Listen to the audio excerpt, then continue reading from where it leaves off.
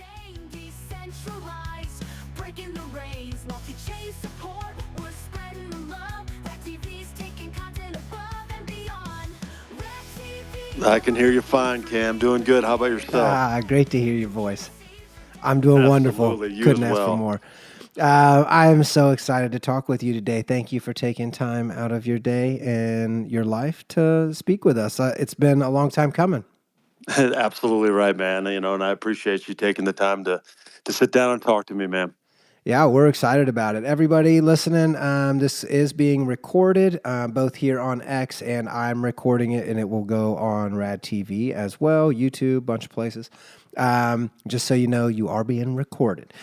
We have Alex Harz with us today. Alex is a tremendous producer, director, content creator, has done a ton of things, and he most recently that I'm aware of, we'll find out here in a minute because this project's been out for 2 years now or so, released a project that is called The Quest Everest VR.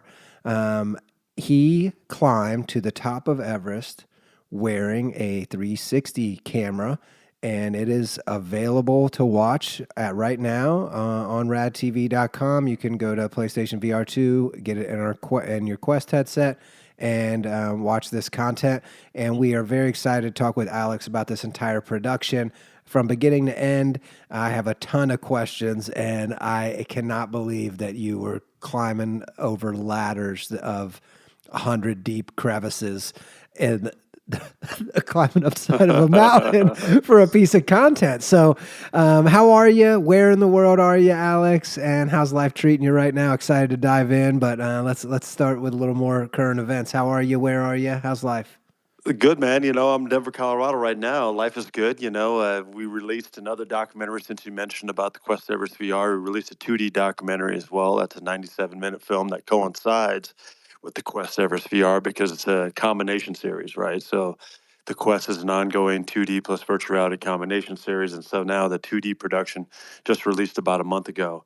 And, both of those productions, you can find out more info on thequesteverest.com. But yeah, I'm in Denver, Colorado, and, staying quite busy out here.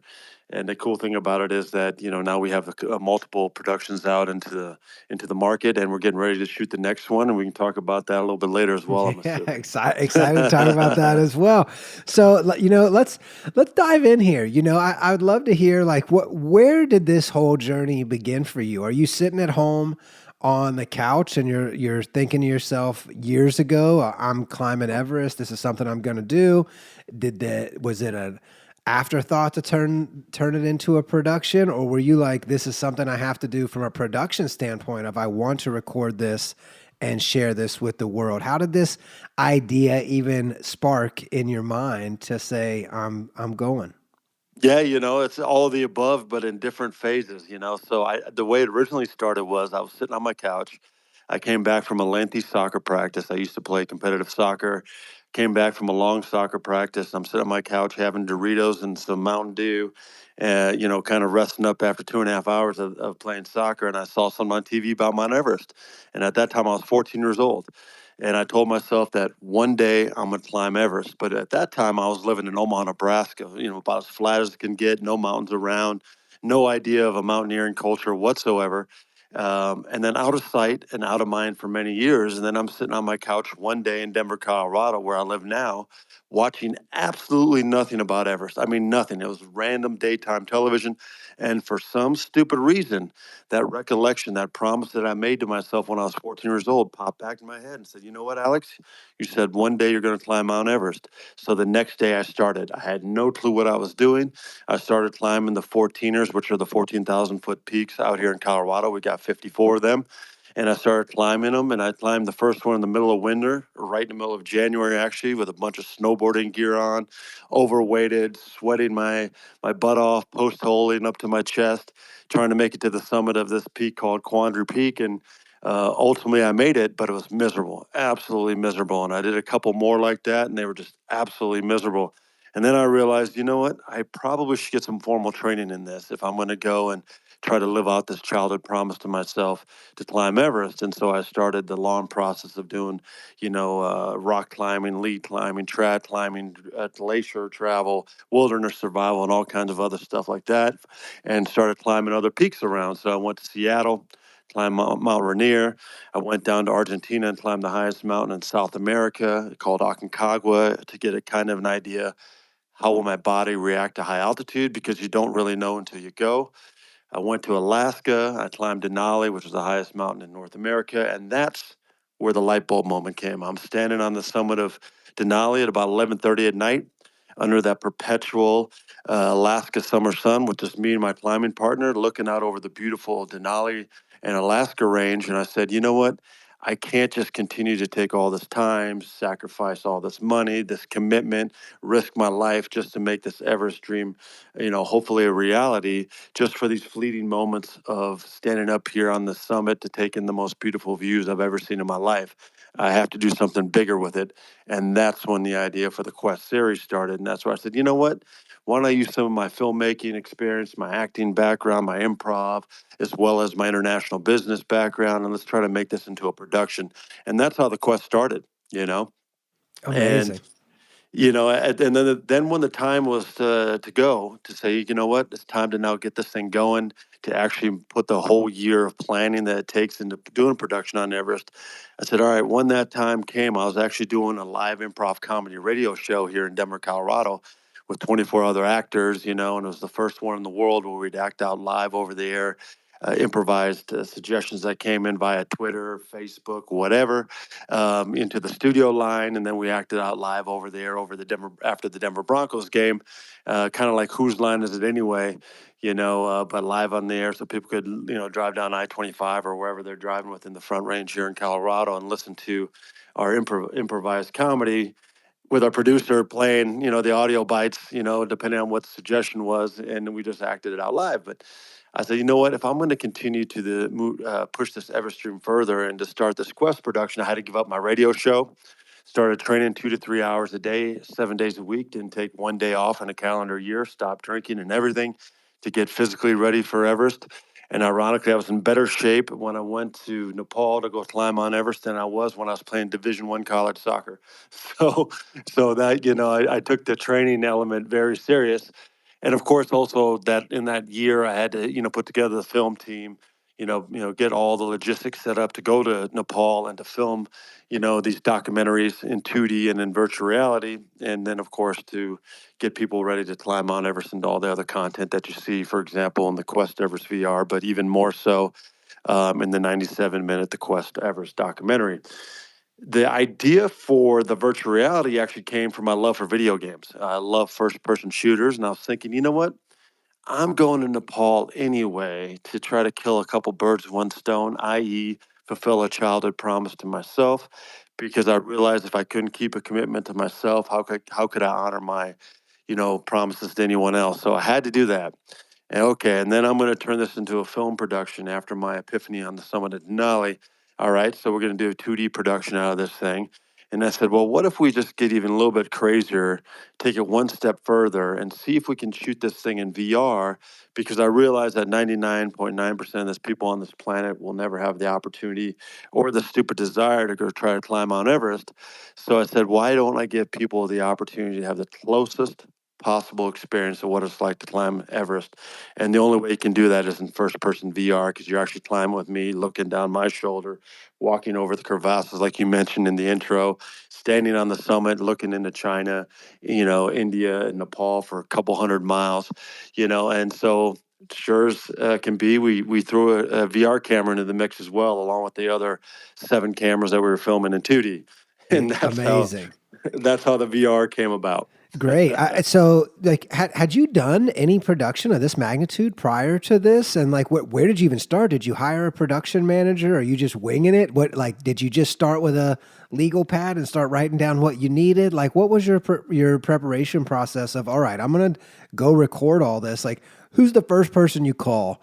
I know Ghostbusters comes to mind when it says that, but like, do you call, are you calling somebody of like, what do I need? Is it a list you're looking at online? Like, where do you start right there where you're, okay, I'm going. not only am I going to risk my life and climb this mountain as a personal achievement, I'm now adding like all of these additional worries and these additional boxes to check by saying I'm turning this into a production. And like there are bodies that you're going to pass along the way that did not want to turn their quest into a production and they didn't make it. And you're turning, like you're saying, I'm taking this to the next level. Where do you even start the thought process of the things you need? Are you already feeling confident and I have the equipment I need for myself physically, and of course that's the bare minimum, and now you're worried about gear and what you need for the production? What's the idea there? As soon as you say, all right, I'm going, where do you even start?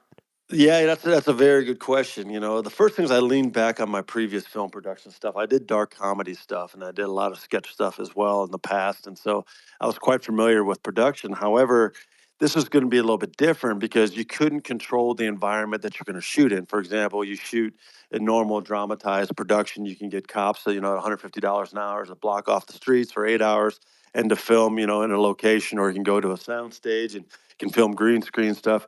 I knew this was going to be different because this is on location, real time, live documentary style of filmmaking in an uncontrollable environment. So I knew it was going to be completely different from any of the other productions I've done in the past.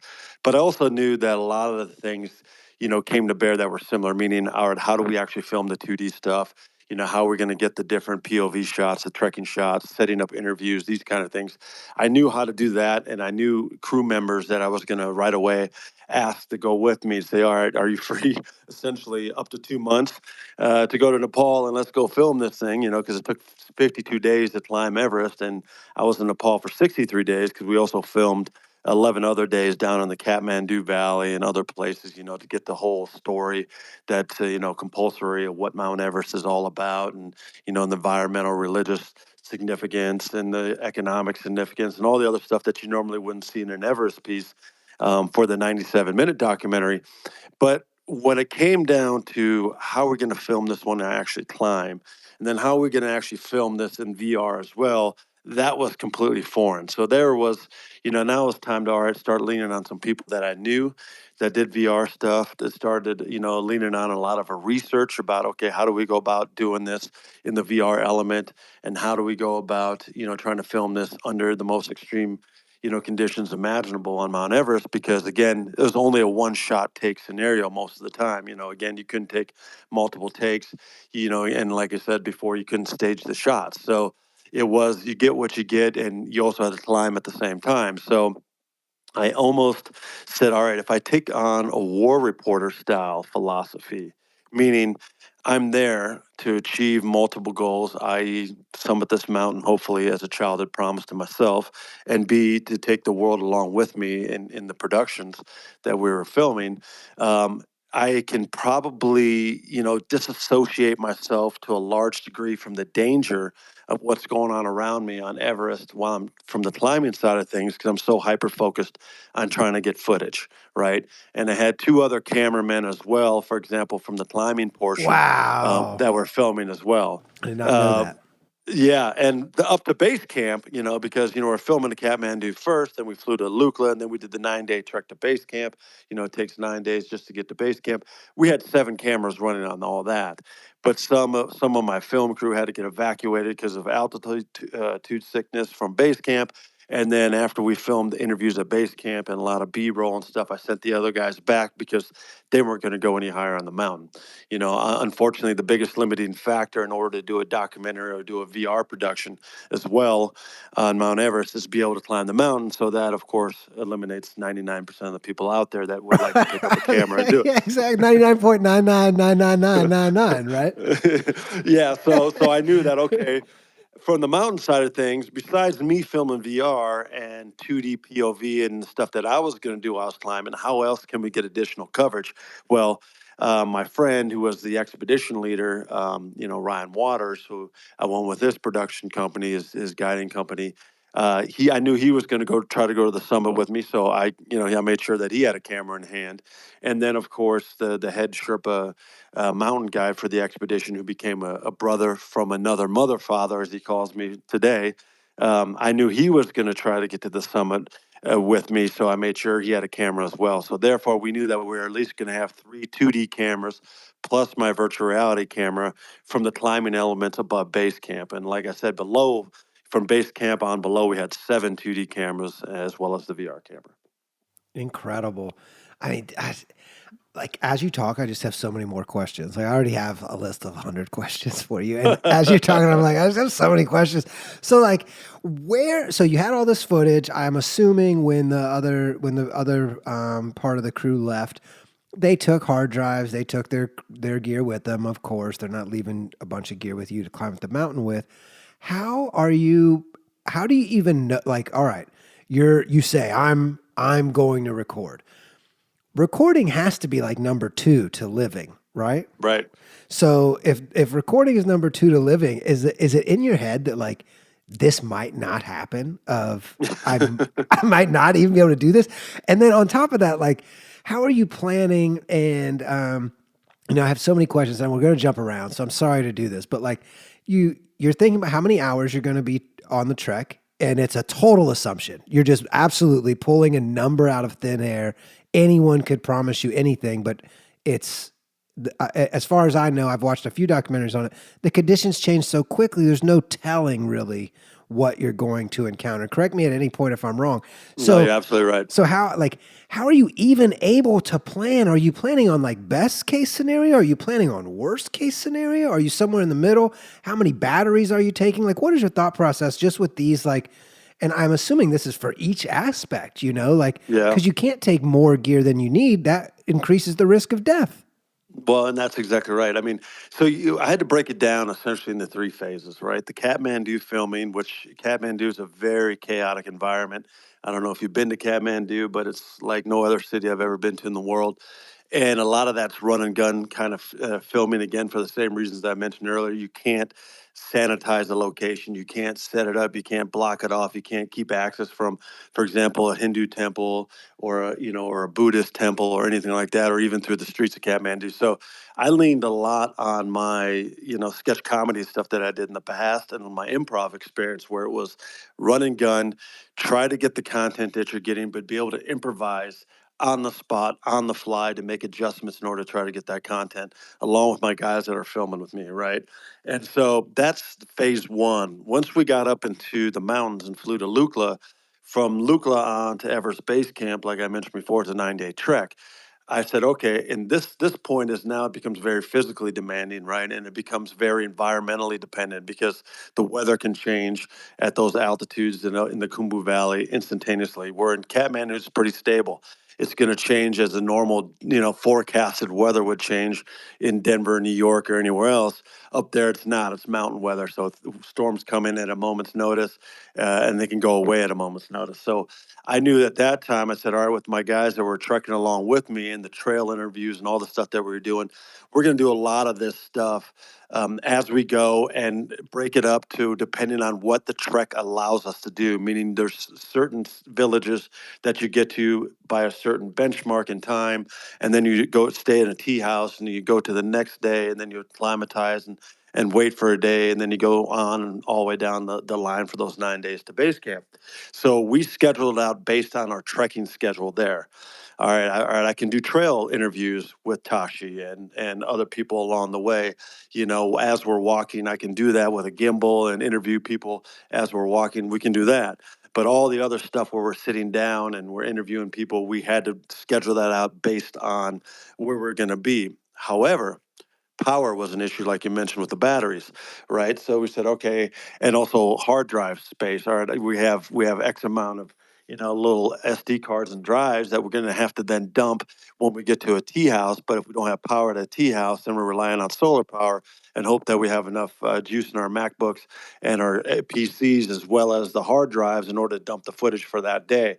So that was again don't know what you're going to get kind of a deal. You just hope that when you got to a tea house, and this happened multiple times where we didn't have enough juice. Okay, when we get to the next tea house and we have an acclimatization day, let's say day 5 or day 6, hopefully we have enough solar power. Hopefully it'll be sunny. We can get, the solar panels, some juice into the battery, charge up the drives, and get power to the computers, and then we'll dump them and catalog then. And if it didn't happen, then we'd have to push it out the next day and just hope and hope and hope. And it was one of those kind of things to try to make up for lost time along the way. So it was a lot of that kind of stuff. And then when you got to phase three, which was actually there's probably four phases. Phase three is base camp itself, setting up essentially our home office, our home base for the next 42 days. Okay, here we had a production tent where we again set up the computers, set up the drives, and we would catalog footage and dump stuff down every day after interviews, and doing acclimatization hikes, doing test hikes into the ice fall, and so on. Again, there was 3 days, for example, where we had no sun at all at base camp. So then that backlogged us again. And so we just had to constantly be diligent on, when we saw sun, when we had power, take advantage of that time, right? On the mountain itself, completely different story. Everything I saw about Everest, everything I studied about Everest, all my climbing experience, I really geeked out about, doing my homework on Mount Everest. Throw that all out the window as soon as you step into the Khumbu Icefall. It's like Russian roulette. It literally is. And everything just changes on a fly. You have to give up, some trust and power to the mountain. Otherwise, you're not going to get any further. And that's where that war reporter mentality kind of kicked in and kind of saved me to a large degree. You're climbing in an ice fall that they say is, many people say is the deadliest 2 miles on Earth. A lot of people have died in the ice fall. It's moving between 3 to 6 feet a day downhill, so it's never the same. Every time you go through it, you have Jenga block size chunks of ice the size of houses collapsing at a moment's notice. You have crevasses that get wider and deeper as the expedition goes on. You have those ladders that are This strung is the together. deadliest maze on Earth, correct? Yeah, that's it. That's Right. definitely the deadliest maze on Earth. And it's a constantly shifting maze. And so you get to that first ladder crossing with 3 or 4 or 5 Home Depot ladders tied together with fishing twine, and it's moving 3 feet up and down, and you only have about 1 inch on your toes and 1 inch on your heels of purchase to try to walk across those ladders while you're trying to film with a camera. It kind of gave me the opportunity to be like that war reporter where you're sitting there, you're documenting a war scene and bullets are flying by, but you don't think you're going to get hit because you're not a combatant, right? I'm not fighting for this side or that side. I'm just documenting. Well, unfortunately, bullets don't care. And hence, a lot of war reporters get hit, and a lot of war reporters ultimately die in combat environments because they get kind of lost behind the lens, right? And that's kind of what happened to me. I was getting lost behind the lens, trying to focus me walking across the ladder and filming it, or me, climbing up a serac and so on and filming it. Well, then the avalanche comes and hits you, and I pull out my camera to try to film it instead of protecting myself. And so I got kind of lost in that. So that was a good thing to some degree because it took away the fear that maybe I would have, experienced. Wait a second. An, av- But an but avalanche on the comes same and your token, first reaction is, I'm gonna grab my camera. I'm gonna get this. That's what you're. that's exactly right. And we got hit by an avalanche. For example, you see it in the 2D film. And I pull out my camera, scrambling to try to get the camera out while the expedition leader, Ryan, says, duck and clip, which means you get low and clip into the rope and then let the snow go over the top of you. And hopefully, you're still in one piece when that's all said and done. Well, my dumb thought was, no, get out the camera, gotta get this shot. And again, that was stupid from a mountaineering perspective. But on the same token, I wasn't scared of that moment like the other climbers that were with me, because I was trying to film it. And so, Right, and right. so it's a give or take deal. Incredible. So you said, I think you said 52 days, or you said 42 days from here. Is that guaranteed? Is that like what your guide says? Like, if this is, we'll be back on this day, or is that? No, not at all. Not at all. And again, that's where when you mention the planning aspect, you have a general rough estimate. It's going to be 2 months or less. The climbing permit that you get from the Nepalese government to climb Mount Everest lasts for 2 months. So it'll start in April and it ends June 1st. Hell or high water, you got to be off the mountain by then. So Yeah, how sure, many? sure. How many? How many? Or you don't come off the mountain at That's what all. I mean. There's Yeah, 340 nobody's coming people to that have get died you, up there. so it's no. You don't really have to come down if you don't Yeah, want to. right, right. There's there's 340 people that have died on Everest, so yeah, that is true. But the permit, from a climbing standpoint, you have that window, so okay, it's not going to be longer than 2 months, but it could be anywhere in between that. So, it took us 52 days, and that's anywhere between 52 to let's say 48 to 58 is about where the average lies. Wow. So as you're starting, I anticipate and I assume that you have your adrenaline's through the roof. You're as excited as you've ever been. This is how many years from 14 until now? How old Oh, were you when you geez. going? You Well, 30, let's just 25 years, 30 years? How long? yeah, it's a long time. So I mean, you break it down. You say, okay, 14. Then all of a sudden, that recollection happened again on the couch in Denver, Colorado. That was, essentially, oh, 18, 16, something like that, 17 years later, Mm-hmm. then starting the training, going through all the other climbing, getting the Right. production together. Yeah. So, yeah, it's a long, long time in between that time. And so a lot of things change, Right. and Sure. the life factors have changed. Hey, how are you going to get 2 months off to go to Nepal? Well, obviously, I was luckily enough to have my own radio show, so I could kind of pull the strings at any of that time. But if I had a corporate job, forget about it. There was no company that was going to give me 2 months to Right. go to Nepal and try to climb Everest and shoot a documentary or two. Get You know, pregnant. so, yeah, get You can go. exactly. You can get some time off. Yeah, right, right, right. So you're all excited. You're as hype as you can be. And when does that hype wear off? Like when does like the work set in? Are you day 14? Where are you still on the trek? Are you Yeah, middle of the climb? actually, day Where one, where does it get to like landing. work? All right, go. Day one, we're landing in Kathmandu. I get picked up by Tashi, who was ironically the first person to pick me up at the airport in Kathmandu, and was also the guy that I spent alone on the summit of Everest with. So it just worked out that way from day one because me and my guys, as soon as we land, we checked into our hotel, started getting gear prep ready, meaning for filming in Kathmandu, not climbing stuff, but just camera gear. And, of course, then you're talking about a tremendous amount of time change. So you're trying to fight the jet lag. But we knew the next day we were going to go right away. I had a fixer set up there in Kathmandu that was going to take us around, to some of the most significant sites in Nepal so we could film there and get to the cultural stuff and the religious stuff and all the backstory stuff that you see within the 97-minute documentary, especially. And so we had to go right away. I mean, we had literally 12 hours before we got right to it. Jeez. So it kicks in. The honeymoon phase of this trip is over. It's life or death. It's serious. You're going. Um, what's the next moment that surprises you as you're climbing up? That was maybe danger or unforeseen circumstances. Maybe something with your production, or was it pretty smooth? No, it was constantly improvising. I mean, batteries would give out because at those temperatures, your battery life would be about 25% of what it's supposed to be. Oh my A gosh! So how cam many batteries did you take? Oh gosh, again, you're talking about multiple cameras, right? Right. So just bags full. We had so many cameras and little memory cards, because we wanted to make sure that once you get into the mountain itself, once you leave base camp, you're in the ice fall and you go to camp one and camp two, camp three, camp four, because you don't climb Everest in one sitting. Hence why it took 43 days from base camp up and back down.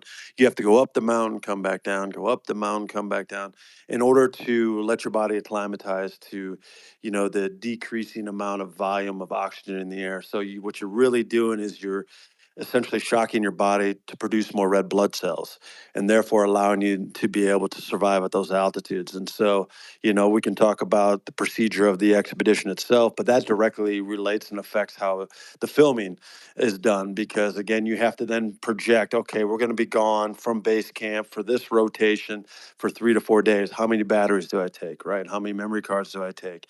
How are we going to be able to keep the lens from fogging up or freezing over or the gimbal from being totally frozen shut so it doesn't even work, when you turn it on, kind of a thing.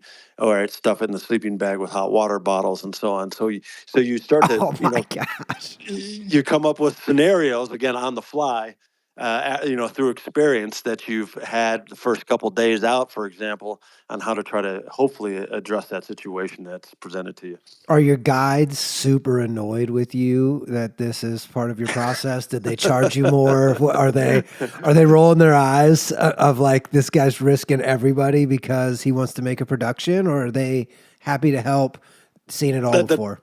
I think it was multiple things. So from the stuff in Kathmandu, from the trekking to base camp, and from base camp itself, they were probably a mixture of oh, we have to give more attention to this than we would give to, for example, a normal trekker going to base camp, or say even an expedition climber on a different year. I think it's sometimes they were very excited because they liked to be able to have their story told. And again, if you watch the documentary or even the VR film, you realize I'm just a conduit to the information. It's not really so much about me, except for the fact that I'm the person that takes you there. Right. And so I think they really appreciated their story being told. But then on the same token, the extra amount of stuff that they had to deal with day in, day out during the trek and at base camp, doing the interviews and this kind of stuff with all the different people that we interviewed, and the puja ceremony and all the different things that we covered. They're probably, without telling me, were probably a little bit annoyed. Once we got on the mountain itself and got into climbing, no, I made it pretty sure a statement to Ryan. I said, Ryan, here's the deal, man. You're going to handle all the climbing stuff. Any decision you make, I'm cool with. I'm going to trust my life in your hands. I don't have time to think about that. Any decision that you make from a climbing, weather, whatever perspective, I got your back 100%, and I'm going to focus on the filming stuff. And even though he was filming as well, he only filmed when he was comfortable to film, and the same thing goes with Tashi. I didn't force them to film when they had to, say, "Oh, Ryan, turn on the camera, start filming this," or "Tashi, can you make sure to film this?" No, I wanted to make sure that they were focused on the safety and the climbing aspects of things first and foremost. And when they felt like they had a good chance to be able to film, they filmed. And I focused primarily on the filming, myself, without having to try to get too many of the people involved. Again, once we got to into the Kumbo Icefall and up higher on the mountain.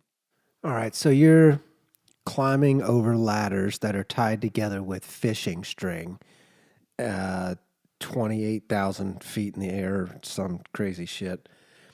What what moment was the most dangerous on this trek for you? And I don't mean perceived danger. I mean realized danger. So maybe the walking across the ladders wasn't the danger. Maybe like tell us about a time that something happened with the ladder or something like that that was actually put you in real danger, not a this could be dangerous if I slipped or something. Yeah, I would say there's probably a handful, and we can go through, for example, like the ice fall. Um, the ladders themselves are extremely dangerous because you're clipped in, but that's kind of more of a mental thing. It's really not going to help you from anything. If you fall, you fall, and that's the way it is. And you hope that the rope catches you enough, and the anchors to the ladders don't pop out and fall into the crevasse with you. And a perfect example was after one of our rotations, we got back to base camp, and one of my teammates was a Brazilian guy, and he said to me, Al, he showed me this video because there was a magazine and some newspapers back in Brazil that were following his expedition because it's pretty rare for a Brazilian person to go climb Everest as well. And he shows me this video of these two Sherpas that were crossing the ladder in the icefall, and they fell right through and they just disappeared. And I said to him, I said, Gilberto, we crossed those exact same ladders about 6 hours ago. Why did I not fall in? Why did you not fall in? Both of us weighed twice as much as the guys that did fall in. So why did they fall in, right? It was, again, that Russian roulette, right place, right time, wrong place, wrong time. And so that kind of Wow. hits home right away, because you're like, I've walked across the ladder 3 times or 4 times already. And why did those guys were the unfortunate ones to punch through, right? Right. That was one. The avalanche, obviously, after the fact, after I was scrambling to film it, and I got a little bit of the footage of, again, having to be Gilberto, who was in front of me in that situation. He looks back into the camera just freaking out, and so that kind of was a wake up call where it's like, okay, that was really, really dangerous. Luckily, it turned out well. Then there was another time I was in the ice fall and I was climbing up and over the Serac because we had this massive collapse that happened after our first rotation. And what happened was it wiped out the whole route. So now you're trying to find a new route through, going over these Jenga blocks that just fell over. And, again, massive blocks the size of buildings and houses and stuff. So crevasses are covered up superficially by blocks of ice that you can't see and things like that. So we're route finding, and I'm climbing up on one of these seracs, and all of a sudden it blew out. The actual serac gave out on my foot, and I fell. And luckily I was clipped in and I fell only about 15 feet. But again, that could have been a pretty bad situation. And again, that's something you also see in one of the films. So, and then we got higher up on the mountain, and then when we got up to on our summit night, I'm all by myself. It was just me and Ryan climbing out from Camp 4. Now we're jumping, essentially, oh gosh, 10, 15,000 feet in altitude here, but we're climbing up, and we're climbing in the middle of the night up this steep section called the Triangular Face to get to this area called the Balcony, which is a kind of a famous landmark on Everest, which is, where the border of Nepal and China, or Nepal and Tibet, however you want to look at it, is actually the international border on this ridge that then you take to the summit, all the way to the summit. Well, I'm climbing with just Ryan by ourselves, heading out, and then all of a sudden the sun starts to rise out of Tibet, and I just stopped. I said, I want to film this, but more importantly, I want to take in the most beautiful sunrise I've ever seen from 27,000 and about 300 feet that I've ever witnessed in my life. And so I just stopped there. I'm all by myself, and I'm watching this massive orange glow blow up over the Tibetan plateau, hit the fourth highest mountain in the world. That's called Lhotse, and the fifth highest mountain, Makalu. And I'm just watching this orange glow. And then I see this weird looking rock in the distance, and about probably 15 feet away from me. And as more of the sun started to rise, I realized that wasn't a rock, because it started turning from black to red. And then I realized it was a dead body. And that body was wearing the exact same down suit that I'm wearing. So it looked like me staring at myself there dead in the snow. And I had this weird thought, and you're very hypoxic at this time. So it's almost like drinking a martini. Every 1,000 feet is like drinking another martini. So you're very somewhat disoriented at this altitude. And I'm staring at this dead body in the snow, and I'm thinking, wow, why is it him and not me? Who is this guy? Start erasing my head. What's the backstory? Why is he laying there dead? Alex, don't stop. Keep, because a lot of times if you sit down, you never get back up. Just stay focused 3 feet ahead. Keep going, keep going. You can do this. Just keep lying to yourself. You can do this. Keep going. And that was a very scary moment, because it went from a very serene moment of the most beautiful thing you can imagine to something that just hits you square in the face, which is a dead body. It looks just like you laying there in the snow. So there was quite a few of those scenarios where you just get hit with these moments that you can't plan for, that you maybe didn't expect, and then you just have to deal with it.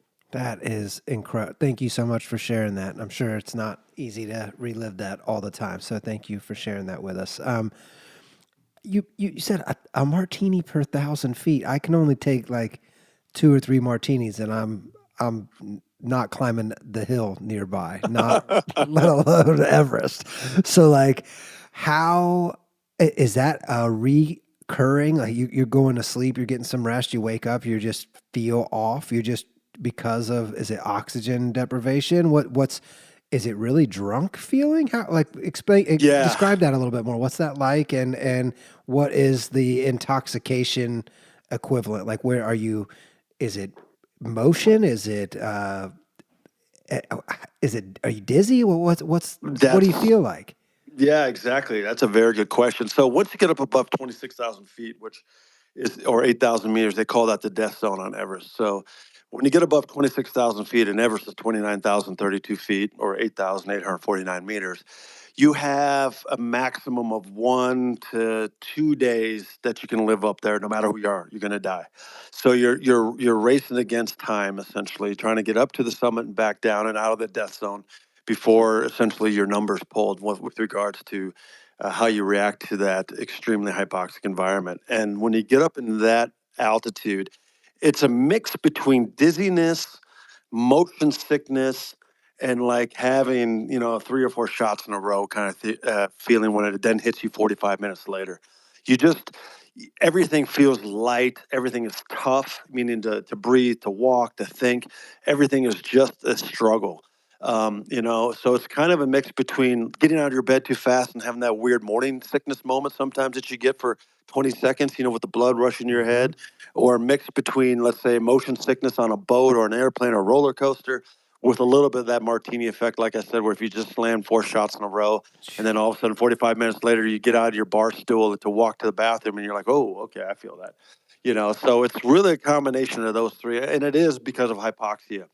It can also be induced by just working so hard, because again, your heart is pumping so hard. in order to make it to the summit of Everest, one of the things that I tell people, with regards to when I do speaking engagements about, life lessons, motivation and stuff, is that you have to be able to go 20% harder than anything you've ever done in your life in order to make it to the summit and back. However, that extra 20% that that you didn't know you had in you is also maybe the difference between life and death, where you become 341 instead of just being 340 and coming back down. And so the margins are as thin as a strand of hair about whether or not you make it up and back down, or whether or not you never make it back down, or whether or not you ever make it to the top or not, and so on. And so that is because, again, complete exhaustion and that drunk feeling that you get, where it's just wobbly and everything is just tough, and it's one of those things you don't know until you go, because you can't train for it, as well as trained as I was, and as formally trained and physically prepared and all that stuff. You can't take your VO2 max with you. So all that training you do in order to get your lung capacity up, to get your oxygen saturation levels up, and so on before you go, you can't take that to altitude. So altitude is the great equalizer. So you don't know until you go. And so the only way to really kind of maximize that is choose your parents wisely. Yeah. So you are obviously in mass danger standing, walking across the ladder on a crevice. This adds another level of danger. At any time while you're walking up this, what are the circumstances to your left and right? Are you 6 inches from death on both sides? Is there vast amount of air and room to your left and right? How much is a misstep in moments that you're not on a ladder? Obviously the ladder, there's no room for a mistake. But like in let's say 80% of the moments that you're climbing is a misstep, where this little bit of dizziness, is that a major issue, or is this just like par for the course? Everybody experiences this, and it's not too big of a deal breaker. No, it's a total mental ping pong match with yourself. You got to force yourself to stay focused. Unfortunately, quite a few people have died on Everest on making just a dumb mistake, something that you normally wouldn't do in everyday life, right? Or it's something because, again, because it's so hard to move and keep your balance. For example, in some situations, you just clip the back of your heel and you fall down the Lhotse face, which is a 5,000-foot wall of ice, and that's the end of it. Guys getting out of their tent at Camp 3, which is, for example, that's at 23,500 to 23,600 feet. And that's carved into the Lhotse face because that's the only little flat depression in the side of that 5,000-foot wall of ice. Well, so that's why there's Camp 3 there.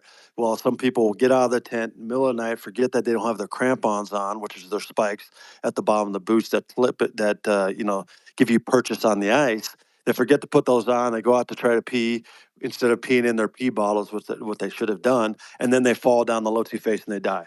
So sometimes it's not necessarily the hardest thing that you might do that gets you killed or could get you killed. It could be just the most mundane thing that you're not paying attention to, like not clipping into the rope at the right time, or like I said, not having your crampons on and stepping out of your tent on the Lhotse face. So it really depends on where you are now. With regards to falling, exposure on the Cornice Traverse, which a lot of people might not know where that's at, but people have heard of the Hillary Step, and it's where the Hillary Step is, and that's at 28,700 feet to 28,841 feet. Well, on the Cornice Traverse, it's a knife edge ridge that's somewhere about 14 to 18 inches wide. If you make a mistake there and you fall to your left, you fall about 7,000 feet into Nepal.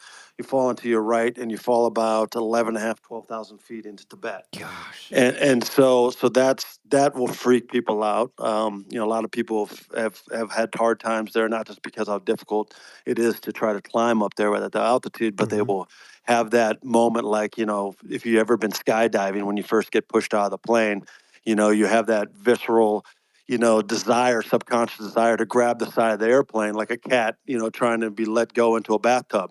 You don't even know you're doing it, but you're doing it because subconsciously you feel like, this is just not a comfortable situation, right?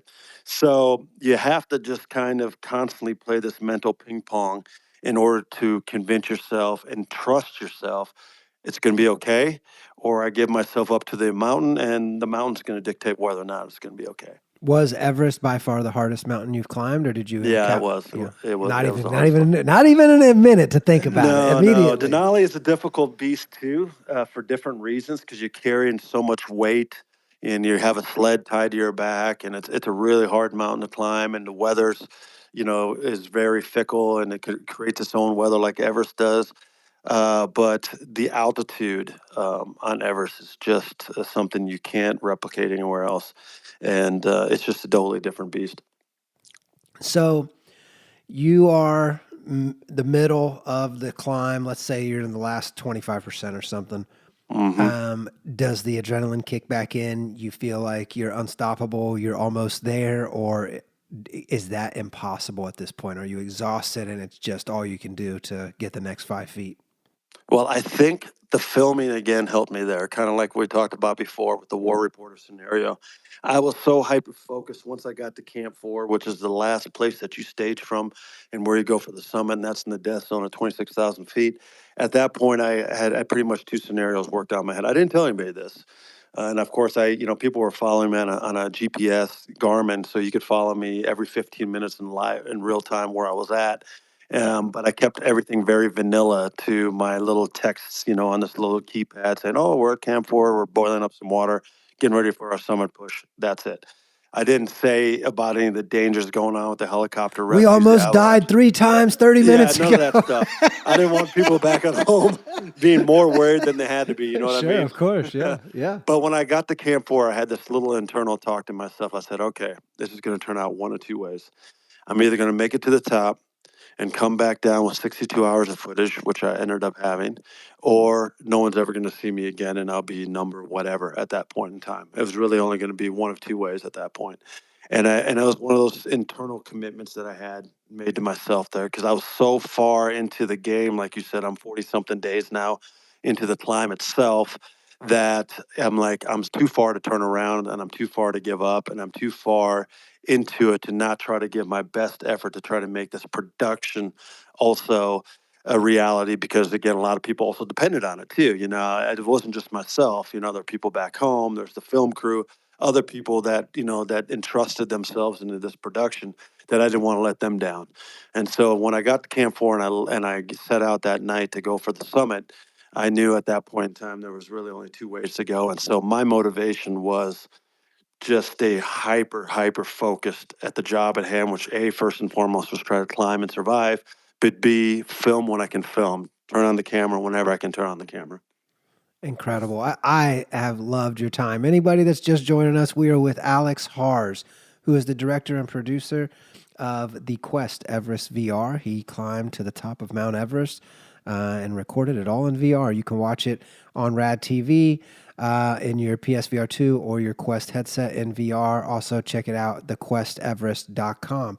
So, as you know, you're approaching the summit. What's your feeling? Are you ecstatic that you're about to reach the summit? Are you still super focused on the job at hand, not even thinking about that? Is the production still the leading driver here?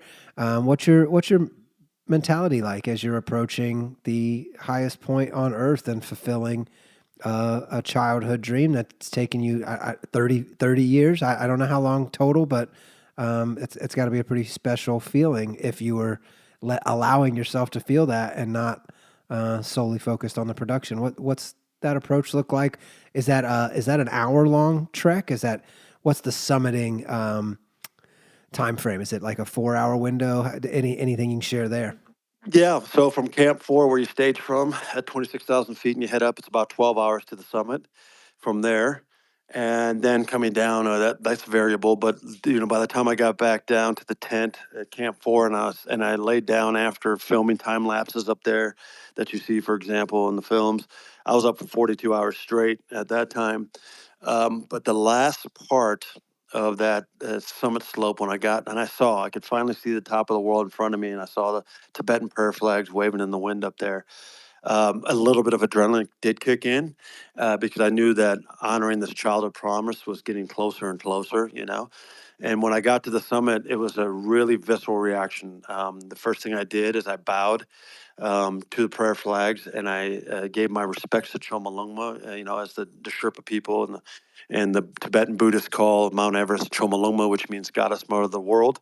They believe that Mount Everest is the goddess mother of the world, where we have this vague construct of maybe it's the weather, maybe it's the sky, maybe that's Mother Earth, whatever. No, for them, that is Mother Earth, the goddess mother of the world. And so Tashi, who I was up there with at that moment, Can you say that a little bit clearer? Can you say it slower for us? Goddess uh, what? yeah, it's called Goddess Mother of the World or Goddess Mother of Earth. Uh-huh. Chomolungma, as it's called, that's how they pronounce it, Chomolungma. And so that's what the Sherpa people call Mount Everest. And they really believe that's the goddess mother of the world. And that's why before you even leave base camp to step foot on the mountain, you have to go through a puja ceremony. And the puja ceremony asks for permission and guidance and safe passage to go up on the slopes of Everest to get, try to get to the summit, to the top of the goddess mother of the world. So when I got up there, after all these days that I spent with Tashi in the trek and in Kathmandu and climbing on the mountain, and he used to be a Buddhist monk for 12 years before he got into mountaineering. I learned so much about Mount Everest, the spirituality of it, and Buddhism and so on, that the first thing did when I got up there, I bowed, gave my respects to Chomolungma, and I cried in my goggles. Like I cried my eyes out, maybe as a relief for the how hard it was to get there, but also probably also for an emotional dump that, hey, I just honored this commitment that I made to myself when I was 14 years old, Amen. and then C, for being grateful that I was there and that Chomolungma gave me safe passage to the summit. And yeah, I was up there by myself with Tashi for 45 minutes. We had the whole mountain to ourselves, the whole summit to ourselves. So it was a very touching moment, I guess, from that respect, very spiritual moment from that respect. And also, a moment that was completely unique. You could plan that 1,000 times the Sunday and never have that scenario work out like that again. Amazing. So that was going to be my next question is I know a lot more people are climbing Everest today than they did 20 or 30 years ago. Was there a line of people waiting to summit and you're up there, I wondered how that worked, but you're there for 45 minutes. You just got to hang around and nobody pressuring you to move or the next climber coming to summit. Yep, we had the whole upper mountain actually from Camp 4 to ourselves. So when I let out at midnight with Ryan, the expedition leader, him and I were climbing, just us two, and then all the way up to the balcony when day broke. And then Ryan said at the balcony, he was going to wait for the rest of the team. So Tashi and everyone else, the other climbers on my team, were behind us. He said, Alex, go for the summit. I think you can make it. I'm going to wait for the team here. We'll see how that pans out. But you just start heading up the Southeast Ridge. And when Mingma, this guy, another Sherpa that was up there, that was coming with us on our team, he was wearing this bright yellow, big bird, canary yellow suit. You couldn't miss him from a quarter mile away. It was so bright. He said, when you see Mingma, just stop and wait for him. I'll send him up to go with you the rest of the way. And I'm climbing by myself up the Southeast Ridge. I look back, I don't see anybody. I could keep climbing. I look back, I don't see anybody. Finally, I see this blue suit, which is what Tashi was wearing. And then, oh, okay, I don't know. I don't have a walkie-talkie to communicate with Ryan, so I don't know what's going on. I can just see in the distance these little figures coming up. So I waited for Tashi to get there, and he turned out to be the one that was with me. And then he had the other camera, so it was just serendipitous. It was complete coincidence. Otherwise, you wouldn't see some of this footage, if he didn't be the one that was with me at that time. Then him and I, the rest of the way, all the way to the summit, were by ourselves. And it was like going back to 1953 when Tenzing Norgay and Sir Edmund Hillary first climbed Everest. They had it all themselves. And it was a very surreal moment that we had the Hillary Step, the Cornice Traverse, the South Summit, the Summit Slope, and then the summit all to ourselves. And yeah, I mean, it was a very special moment because there were no lines. There was no one else up there. That's rare, right? I mean, I've heard, I don't know a bunch of people that have done this, but I've heard from people that like there's quite a bit of traffic these days. You don't get that much time alone up there usually, right? Yeah, well, what happens is and that's an interesting thing because it comes down to three factors of what dictates how quote unquote traffic would look like on Everest. First and foremost, it's the number of permits that the Nepalese government issues every year. How many expedition permits, climbing permits do they give out? That's the first factor. So if we have X amount of people trying to climb Everest in the course of this 2 months that this permit allows you to attempt, That's factor one. Then factor two has to do with weather. And specifically, what happens is the reason why Everest is climbed every year in May is because there's a phenomenon that takes place every year that time, and that's the monsoons. They start to develop off the coast of India and off the coast of Bangladesh, and it pushes up into the Himalayas around the beginning of May to the mid of May. And what that does, it pushes the jet stream, which actually flies over the summit of Everest, like we know the jet stream going over the United States. Well, it flies around the whole world. So it pushes the jet stream that flies right over the summit of Everest just far enough off the summit that it decreases the wind speed enough for you to get a chance to get up there. Like Wow. right now, the wind speed on Everest right now could be 100 miles an hour, 200 miles an hour, don't know, but it's not going to be passable right now. You would not be able to go to the summit of Everest right now because of the wind. And that has to do with the jet stream. So it pushes it off. Now, there is no prediction to it. Each year is different. It's just projections. And so it's not like localized weather. Today is going to be 72 and sunny, wind 15 miles an hour out of the southeast. No, it's not like that. It's where's the high pressure systems around the world? Where are the trade winds? Where's the jet stream? Where's the monsoon pressure system coming out of India? We got our projections from a guy in Belgium, so nowhere close to Nepal, right? And he's just an expert on global weather patterns and reading the global weather. So that's how we got our projections. And so what happens is when that monsoon pushes up into the Himalayas and moves the jet stream off the summit, that's when you get the window. And that's that third point. You have these weather windows that you hope is right. Again, it's just projections that you say, okay, we're going to calculate for this day to try to be on the summit. So by the time you leave base camp 5 days later on your last rotation, that you hope that when you get up there, that's where you're going to be. You're trying to target that time based on the weather projection that you have, that hopefully the jet stream's pushed off and that the wind speeds are low enough that you can try to get up there, right? So if you have small amounts of projected weather windows in a given year, i.e. some years is only 2 days or 3 days or whatever, and let's say you have a high number of climbers, they're all now scrambling to try to make that small weather window. Therefore, you can now get lines that back up, because everyone's going at the same time versus being spread out across the mountain. And then the last point that comes into play, and that's probably where this has become more famous, is because it goes back to a picture, I think, from probably 2019, where you see this line on the Cornice Traverse by the Hillary Step, and that's kind of what brought it to the public eye, this whole traffic jam thing. Was that year, what happened was there was also the storms came early out of India and out of Bangladesh, and therefore it shut down the second climbing rotation because of the amount of snowfall that came down on Everest. So now you're missing one of those acclimatization rotations to try to get your body in position, your gear, your oxygen bottles, and all the stuff you have to move up the mountain in position for that last rotation when you go for the summit.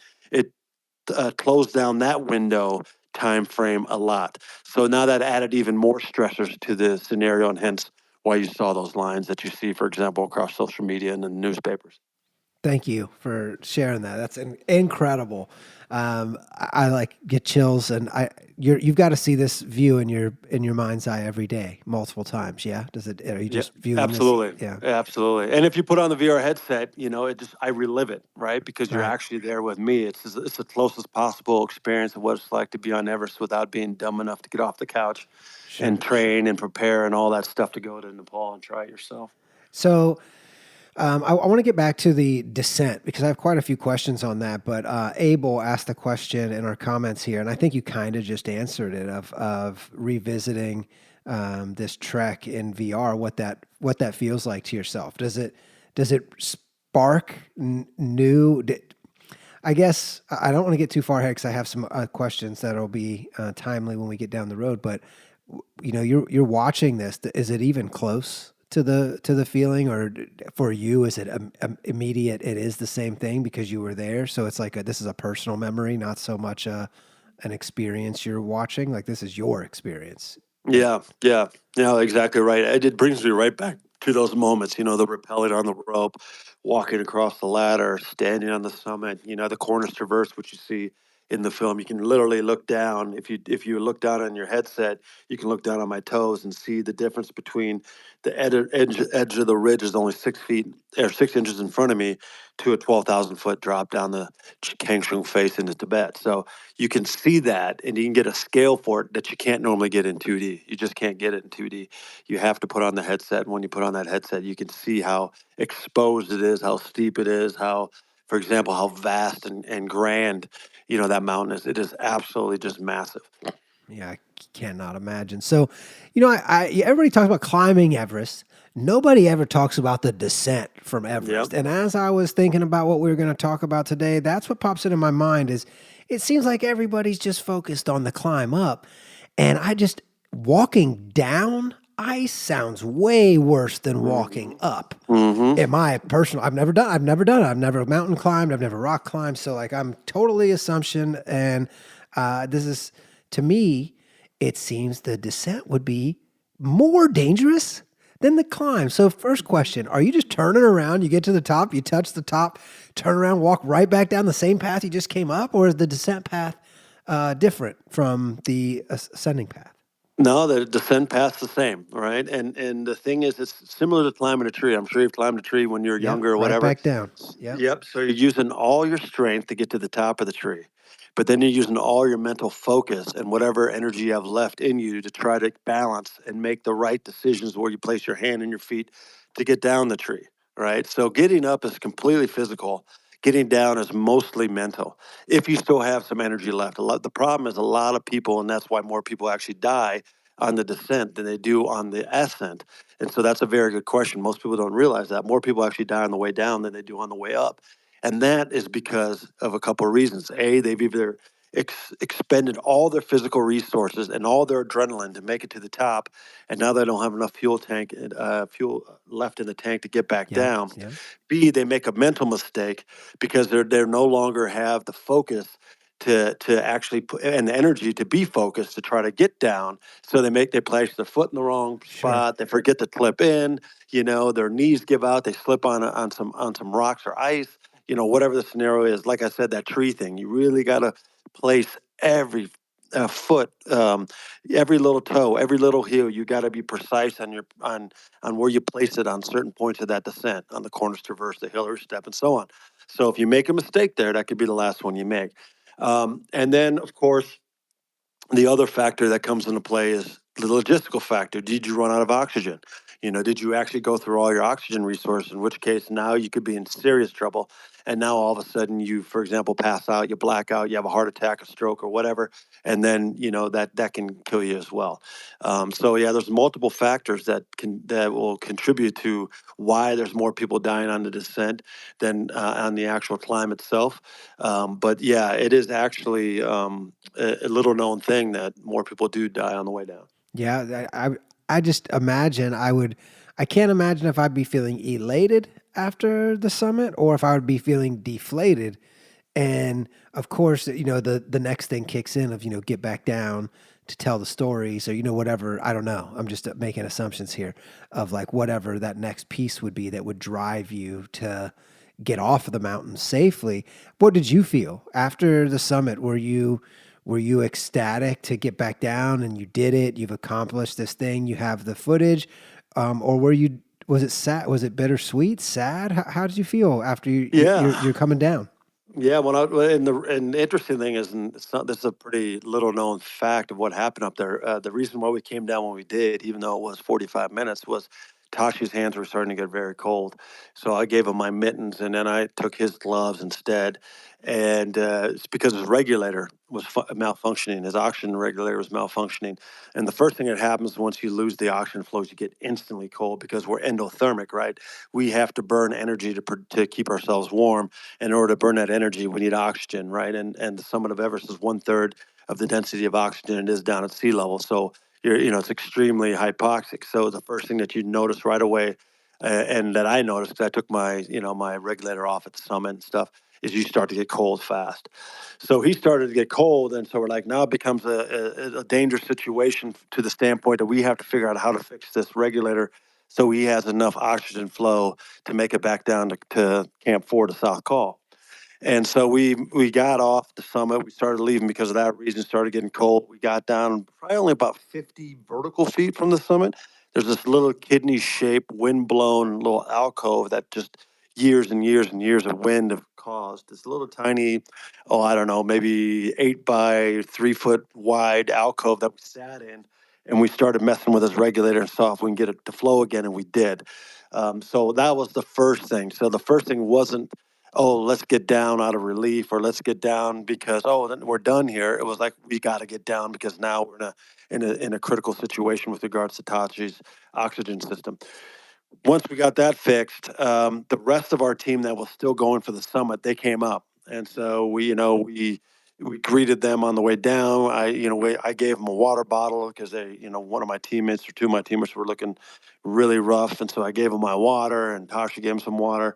And then we headed down, and we just kept monitoring them with the walkie-talkie that he had with the expedition leader to see where they're at, and kept looking back on the ridge and that kind of stuff. So we were now trying to monitor. Yes, we were getting down ourselves as fast as possible, but trying to keep an eye or trying to keep track of where the rest of our team might be. Then when we got to the balcony, that landmark I told you about, we sat there for a little bit, looking up on the ridge towards the summit to see if we can see these little tiny figures trying to come back down off the top of the mountain, and trying to stay in contact with them. And then ultimately, we went and rappelled back down to Camp 4. So that was the situation where we're like, okay, now we're rushing daytime because you want to get back to the tents before it gets dark.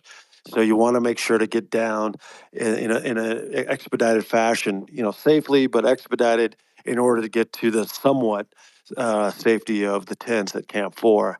And so then once I got to Camp 4, him and I got to Camp 4, Tashi started to radio back in the rest of the team, and we tried to keep an eye for them to try to get back. One, where they're going to get back down to Camp 4, hopefully before the darkness fell. But then I had to go out and film some more. I do some time lapses and stuff like that. So now I wasn't really focused yet on, okay, put my guard down to some degree. I'm now at least in a flat space. I got some access to oxygen if I need it, or some more water. I was worried about filming some time lapses and some other shots. So not until I actually got done with that, and it was probably about 9:45 at night that evening, did I actually got to let my guard down a little bit. But knowing that I still had to get down the Lhotse Face and the Geneva Spur and get to Camp 2, where I was now, I would be safe from the death zone hypoxia scenario. Once I got back down to 21,000 feet, I knew, okay, I'm safe there from those elements. I still got to do the ice fall and the crevasses and all the other dangers that are ahead of me to get back to base camp. But at least I knew it wasn't going to be an issue of oxygen, and whether or not I was going to, die of hypoxia kind of a scenario. Right. At least it was physical and you could actually accomplish it instead of it being Mother Nature and out of your control of like, my body Right. doesn't do that. Right. Yeah. So, as I'm listening to this, it becomes very apparent to me that there's no shot that you enter a journey like this and exit the other side the same person. So obviously this journey changed you forever in countless ways, probably. I'm interested to know, and now, I kind of feel like we can move into a little bit of post-production questions here. And the first question I have is, did you learn anything about yourself or about the journey during the post-production? Reviewing the film, reviewing the content you captured. Did anything stand out to you after that you didn't notice during the climb, or anything that you realized maybe even about yourself personally or the journey? Yeah, absolutely. Great question. The first thing is, I started to see some of the scenarios that were a little bit dicier than I thought, maybe at the moment. I bet you did. I'm like, what the hell was I doing? Yeah, exactly. And that's what my editors were saying too. Is, what were you thinking? And then the second thing is, It seems a lot easier when you're drinking a coffee, comfy house, yeah, 70 degrees. yeah, Yeah. that's right, that's right. And I think the second thing is, I got to actually maybe personally experience it a little bit more, because I got to now watch myself on the footage. So I got to actually be personally like, wow, that's what was really going on. Oh, and that's how I felt. And so I got to, personally enjoy it. Probably for the first time was when we were actually in the editing phase and got to see it, and got to actually go through the footage in order to decide where we're going to cut and do what.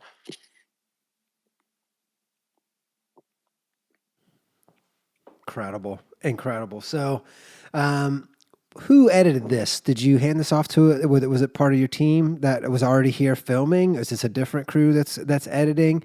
And were you taking notes along the way of production notes? If I want this to be included, I don't want these things to be included.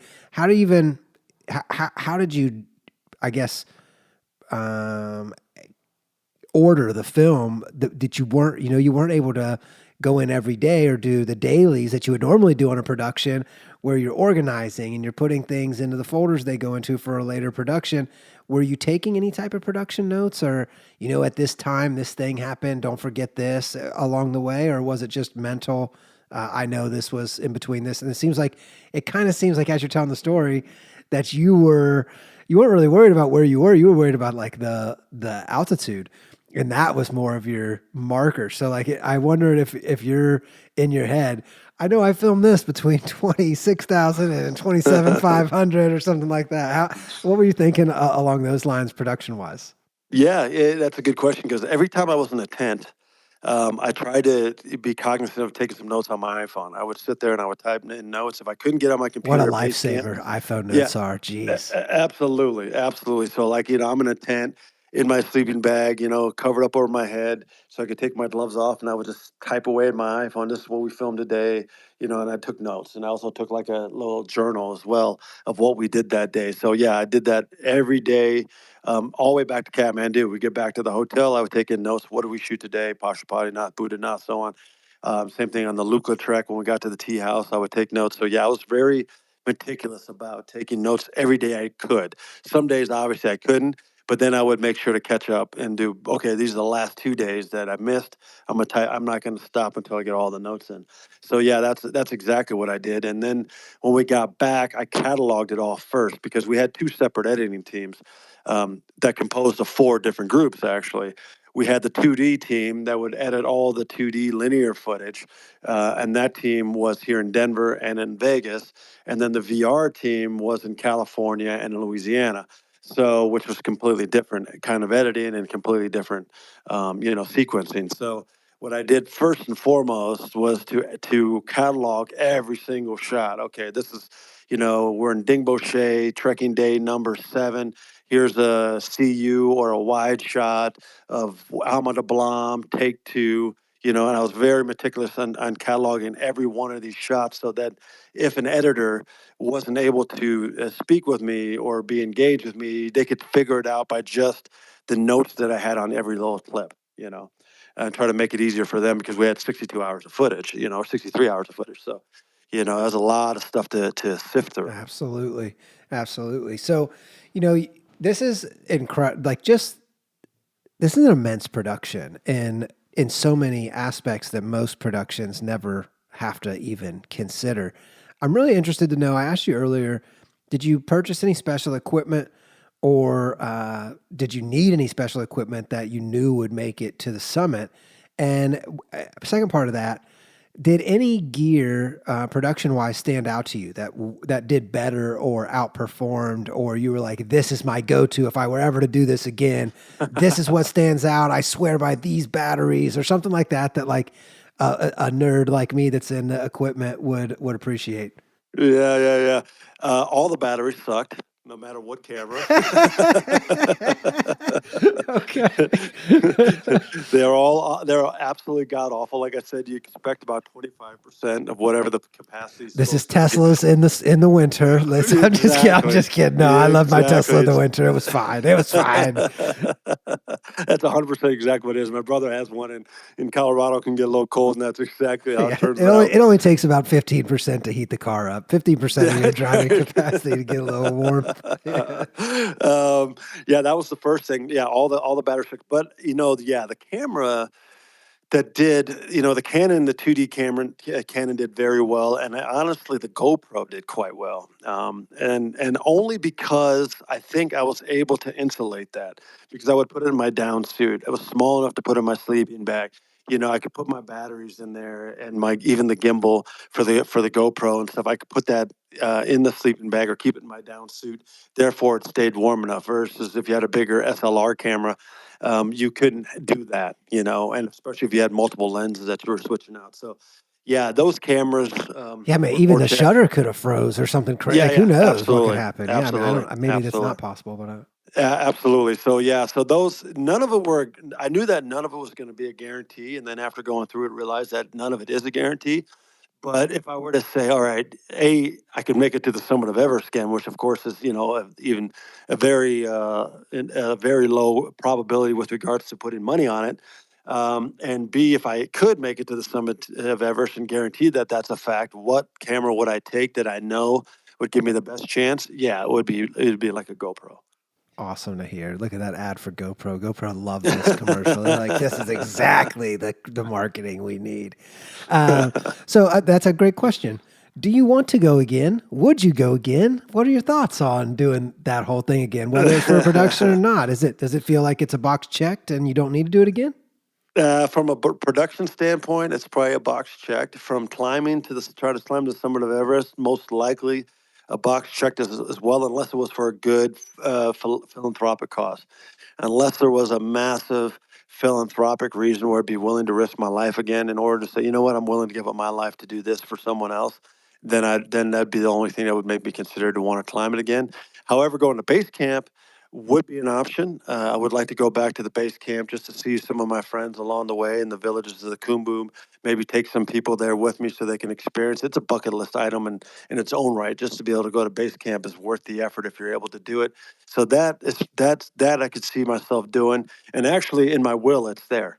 I have it in my will to be cremated on Everest, and if any expedition is gracious enough to try to take me to the summit, then part of my ashes will go up there as well. So I Let's will at go. some point in time go back to base camp, dead or alive. Amen, King Alex. That's awesome. Thanks for sharing that with us. And again, thank you for your time today. I've had a great time talking with you. We have Alex Harz here, who is the director and producer of the Quest Everest VR series, a 3-part series you can find on Rad TV. You don't need an account or anything. Just go to radtv.com and check it out, or visit thequesteverest.com. You can follow Alex here on X at Alex Harz, AlexHarz. And we are nearing the end of our conversation. I still got about 40 minutes scheduled, and I have some more wrap-up questions, production questions, and then we'll open it up if anybody wants to ask some questions in the audience. So you're in the production mode now. You're thinking about what this is going to look like distribution-wise. What was the total post-production time allowance that you had for it? When did you come off the mountain? When was it ready to go? Yeah, it was months and months and months because, again, first of all, just cataloging everything and getting to right editing team together for both productions. Because, again, unfortunately, they weren't the same. There was completely different workflows that needed to be done for the VR versus the 2D, and therefore I had to make sure to arrange completely different teams. And then, of course, coordinating with both of those, on a daily or weekly basis, putting on different hats in order to deal with the different elements for the 2D side of things versus the VR side of things. That also made it quite a bit longer as well. So the actual editing time, and then we're editing multiple cuts of both versions too. It was, oh man, I want to say the VR was a better part of 6 months to edit down to what you see now on Rad.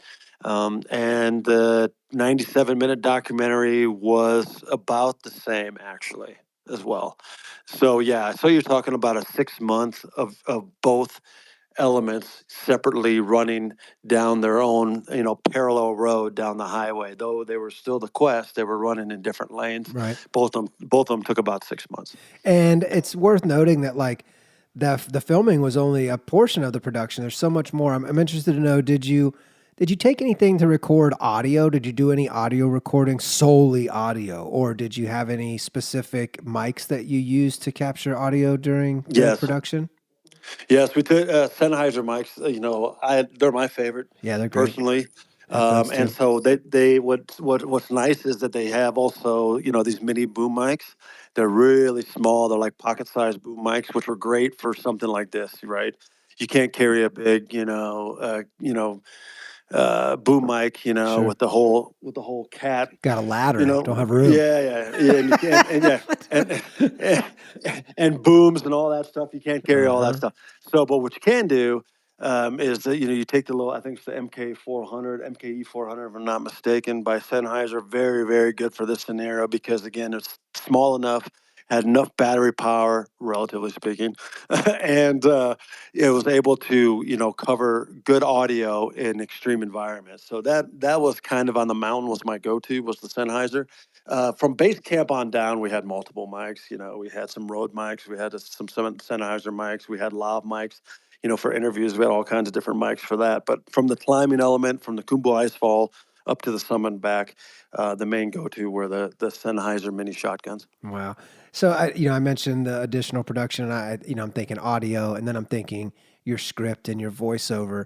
What was it like crafting that? It had to be, I want to say, emotional to go back over and like watch this footage. This is the final piece to this puzzle. Yes, you have to align the audio and make sure that everything sounds good. But the script that I'm assuming you probably led the charge on typing that up and leading that energy. It's obviously you narrating. And what was that like? The narration process and typing that up? Was it like a full circle? Everything came together for you at that time, and you're like, "This is it. I'm literally narrating this vision that I had 30 plus years ago. I did it." Yeah, it was interesting because what I did is I watched the video obviously first over and Of over course, again sure. to kind of get an idea of what to recall what I was feeling in that moment, right? So then you're putting on more of the It actor probably hat. came pretty naturally, though, I would assume. Yeah, it absolutely did. Because as soon as, oh yeah, okay, I see that the yak herds entering Everest base camp. Okay, I remember exactly what that was like. Making sure to stay out of the way of their horns. Okay, so what was the scenario that I need to portray over with the voiceover? So I made sure that you're right. I did write up all of it. Of course, I made sure I ran it by my VR guys as well as the 2D guys. Again, depending on which production, what their thoughts were of it. Almost 95% of the time they said, yeah, Alex, that sounds right. We like it. Oh yeah, go ahead, record that. And so that's what we did.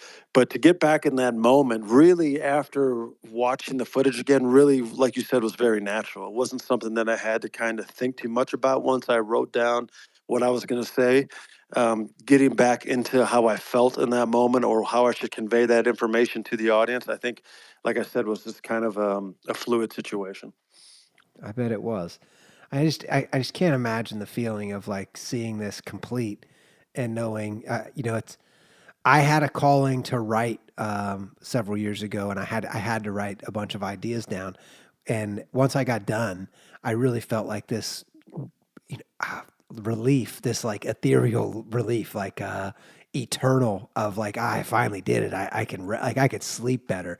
Is that how this felt when you were done? Did you feel like some new piece that you found of like this you accomplished this great journey and it was now behind you, or was this just the beginning of the job? And well, it wasn't the end of the job, but Right, Cam, right. you're spot on. The relief was massive. Because the thing is, even to this day, when people ask me about Everest, for example, I meet somebody and oh, you climbed Everest? I've never met anyone climbed Everest. I don't even think about that because I was Hmm. so engaged in the production that I didn't really take time to think about the actual accomplishing a childhood promise to myself, B, actually being humbly honored and fortunate enough to be able to have climbed Yeah, so many Everest. things had to You know, go right. Like it's like a gift, on like 1,000 different levels that this actually got to happen. Absolutely right. And everything had to align for it to be the case, right? And then when you add the complexity of the filming In the and jet making stream, like yeah, literally yeah, everything. everything. I mean, it was almost like it was meant to be, Of course. And so you're right. That relief was massive, and a chance to be able to reflect on that relief was massive. But then I also knew, okay, now we got it in the can. Now we have it done. But you're still only at halfway point at that point, right? You have to shoot, you have to edit, but then now you have to distribute and market. So you're only halfway there, and so I Right, knew that right. okay, it's a phased approach. I can get out of the creative phase and now enter more into the business phase and put on the producer hat more than, let's say, the expedition climber adventurer hat or the filmmaker hat.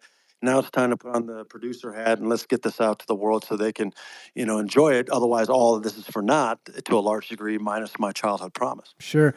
We're excited to get into that. We are grateful and honored to have, your productions and on Rad TV, and you as a creator giving us the opportunity to distribute your work is, it's literally the core of our business. And to have somebody like you that's so passionate, that's literally climbing to the highest points in the world to create your content, and then all of the work that goes into a production post that.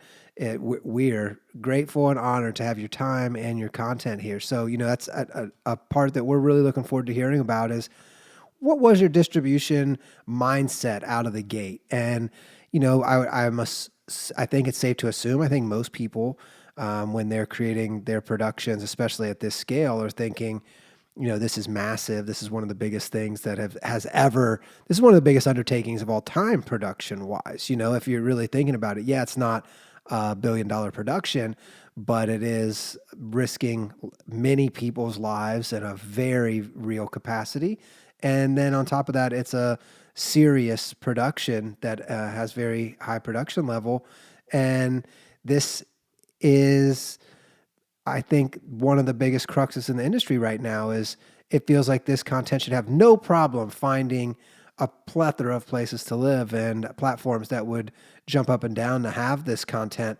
What was your experience coming out of the gate? You've got it in can. All right, first call. Who you calling? What's your step one of getting this piece distributed in the manner you see fit? Yeah, exactly. And because it's funny because it morphed, right? When before I went there to Nepal, I talked to Nat Geo, I talked to Discovery and other people about this stuff. They all liked the idea. However, they said, hold on a second, Alex, you're going to go climb Everest. This is your first attempt at it. You're going to host this thing on top of it. You're also going to do some filming along the way. Sure you And are. you want us, yeah, exactly. And you want us to cough up how much? We've heard And this. so, and so they're like, you know what? We love the idea. Good luck. Come back with the content. If you do, we'll talk then. And so I was like, okay, well then, I'm going to put my money where my mouth is, and I'm going to, risk it all on my own behalf. And because I knew I got it. It's called show business, not Yep. show philanthropy. Yep. You know. And so I wouldn't, if I was, Sydney Green at Nat Geo, would I risk, for example, all our marketing team, our editing team, and all this kind of stuff to give money to some guy that's going to shoot this cool thing in Nepal when there's Might only maybe die. You yeah, might not there's a might not even get the yeah, footage. So yeah, exactly. That there's less than a 25% chance he's going to be successful in at it. least it was No, a Hollywood production. We could use AI and replace him or something. Like this is just over. We don't even get the equipment back. It's just gone. that's right. That's right. So I said, I get it. I said, all right, fine.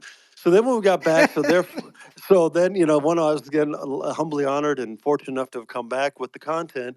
Then I was like, okay, so now it's time to go back to some of these parties and say, all right, what's your interest in? Because again, it was going to be two things, right? We had the 2D and the VR, so it's completely different. Because as you know, in the VR space, it's kind of the Wild West still to a large degree. And everything with regards to how distribution works is on a different perspective than a very regimented, structured format that the 2D world lives in. It's completely different. So the people that you talk to for the 2D is completely different from the VR, and also the business structure and the distribution elements of that, how they tie in, is completely different because they have a different premises and guidelines that they work off of.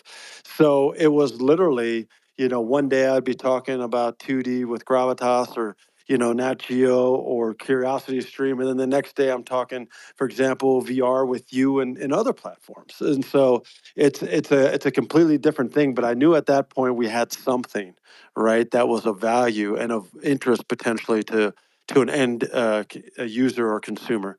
And so therefore I knew that we had something that was going to be, marketable. It's just a matter of what's the best angle and the best approach, and how many people can we get in the boat along the way to sail this across the shore. Absolutely. And we have Rad TV on over 6 billion devices, and you chose to upload to Rad TV at first, and then you've slowly distributed to everywhere pretty much over the last 2 years.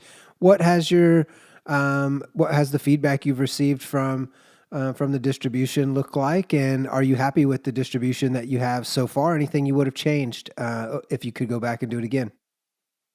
Ooh, that's a very good question. Is there anything I would have changed if I could do it again? Um, Maybe the initial awareness during the editing phase, because again, at that point, we didn't really know how this was going to look from the VR side of things. The 2D side of things, okay, we had a pretty good understanding how that was going to go, but the VR, we had no idea, you know. And so I would say maybe what I would have changed from that standpoint is in the editing phase itself, I would have looked more about, okay, maybe where is the market going to be in 6 months versus where is the market right now? And that's, of course, crystal ball stuff that no one has an answer to, but you can try to maybe get an additional 25% benefit or outlook on it if you are able to dig deep into that. And maybe that's one thing I would have changed because ironically, it's now getting more traction now than it was when we first actually finished it, and then that's quite interesting because I think what it is it's a matter of people, like you said before, knowing about it. Yep, absolutely. Once they know about it, it's a no-brainer, I think, because it is the only first-person virtual reality center Mount Everest in the world. There is no other one, real life documentary that is, not a constructed, Right, Unity-based, right. video game or something. So it is the only one, and so, but it's just about people knowing about that, and you're talking about it in an element that is still to a large degree not mainstream, right? So now, how do you get those people to know about it? Your Steamers of the world, your gamers of the world, your Rad TV people of the world. How do they actually find out about it? And once they do, I think the rest will speak for itself. And so it's actually ironic that now it's actually catching on more and more. It won 15 or 17 film festival awards to date now, and so on. So it's starting to actually gain steam later on than it was anticipated earlier on. So it's quite interesting.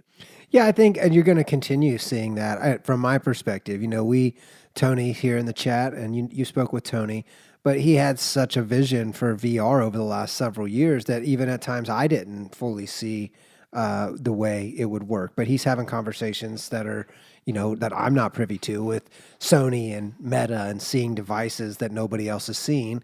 And he's like, no, VR's here and nobody's leaving. And then here comes Apple.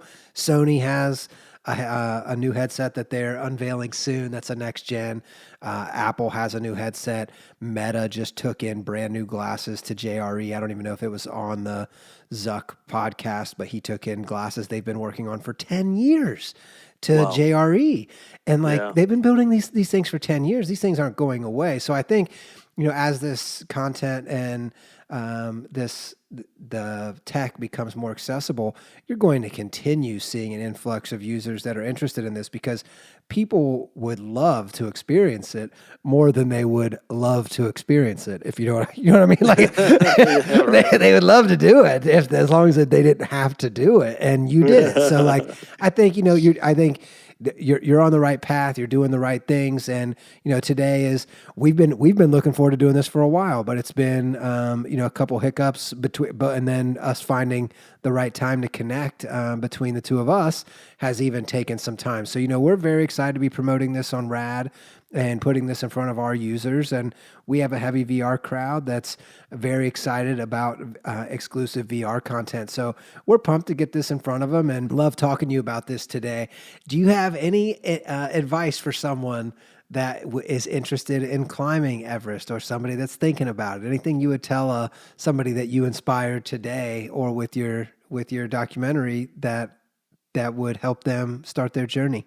Yeah, yeah. The first answer I usually give to that question is, do you have any children under the age of 18 that are financially dependent on you? And if the answer is yes, don't do it.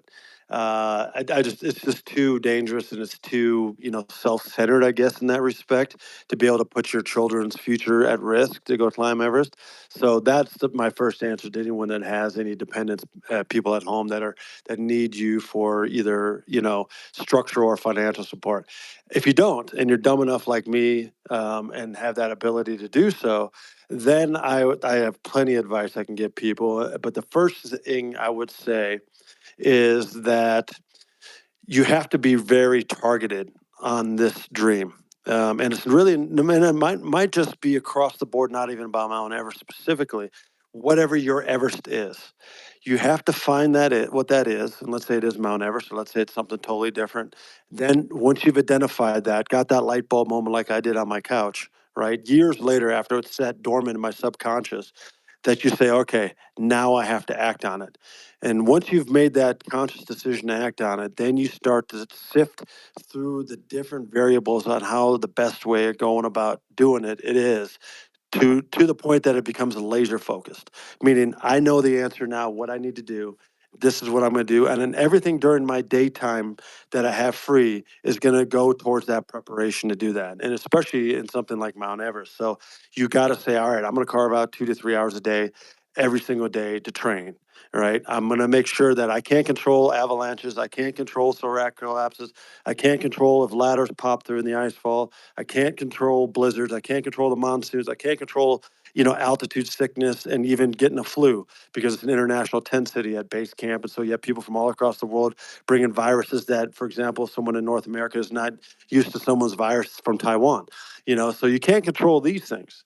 But what you can do is control the preparation, or at least to the best of your ability. And then the last thing is be ready to put in 20% harder work than you've ever done in your life. And that goes to true with everyday life. If you put in 80 hours a week at Rad this week, I guarantee you, Cam, you can do 96, even though you don't think Amen. you can. Amen. If you ran a marathon that's 24 miles, I guarantee you can run 30 miles. And you just didn't know that you had that in you. And if you're willing to put in 20% harder than you've ever done anything else in your life, and you're willing to be as prepared as possible, you might give yourself a crack to do it.